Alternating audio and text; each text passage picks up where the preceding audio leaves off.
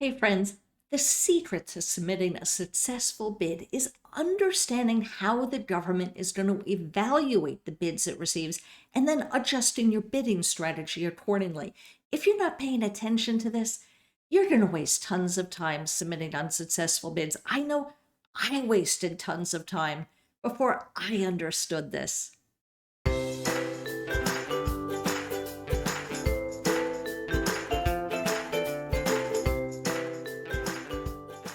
In this video, I explain the evaluation criteria the government uses to evaluate bids, and be sure to stick with me to the end because I'm going to explain exactly how this influences how you prepare your bids.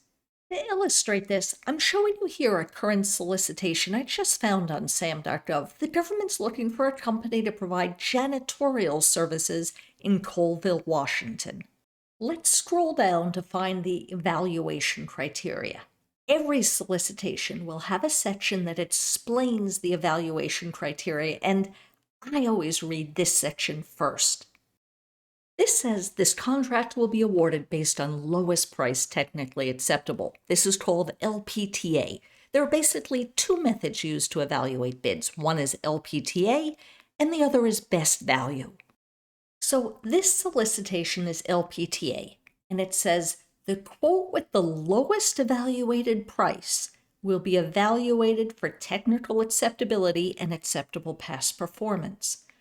Only if that quote is found to be technically unacceptable or to have unacceptable past performance will the evaluation proceed to the quote with the next lowest evaluated price.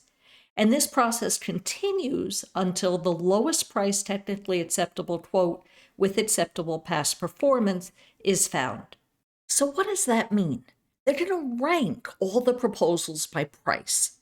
Then they're going to read the lowest price proposal. If the technical and management approach is acceptable, and if the past performance is acceptable, then that company gets the contract. And this is really important to understand because I used to spend lots of time crafting brilliant technical proposals, and those technical proposals were never even read. Understand that if your price isn't low, chances are your proposal will never even be read. Now, what about that lowest price proposal? The criteria says it's evaluated for technical acceptability and acceptable past performance. It doesn't have to be fabulous. It doesn't even have to be great. It just has to be acceptable. So how does this affect your bidding strategy? Well, in LPTA, you get no bonus points for innovation, or for offering a better warranty than your competitor, or for having a better track record than your competitor. You can't compete on quality. You can't compete on experience. You can't compete on features. So the bottom line, if the solicitation is LPTA, then to win, you need to keep the price at the lowest possible. Don't add anything that will increase the price. Only give the customer what they're asking for, nothing more. I used to always figure out the best possible way to do a job and then price it out, but that's the wrong approach for an LPTA procurement. But what about a best value procurement? Best value means they'll consider factors other than price. I'm showing you here a current best value solicitation. They're looking for a company to provide food catering in Jericho, Vermont, and this is a total small business set-aside, which means any small business can bid on this contract.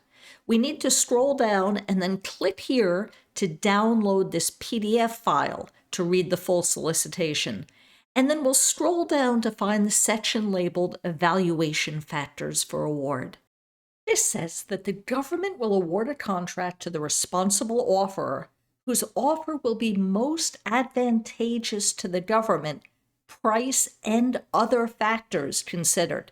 And the factors they'll use to evaluate offers are technical, past performance, as well as price. And they go on to explain how they'll evaluate technical capability, how they'll evaluate past performance, and how they'll evaluate price. So they're telling you they're going to make a best value trade-off where a higher price may be justified by the other factors you bring to the table. So maybe your product has better features, a better warranty, or your management approach is better, or your technical approach has lower risk, or maybe you have 25 years of experience and lots of happy customers. A best value procurement gives you the opportunity to explain what makes you better than your competitors. So when you bid on one of these contracts, you don't have to be the lowest price bidder, but be sure that the extras you're offering are things the buyer is willing to pay for, because they can and very well may select a lower rated, lower priced proposal if they decide the price premium for the higher rated proposal isn't worth it to them.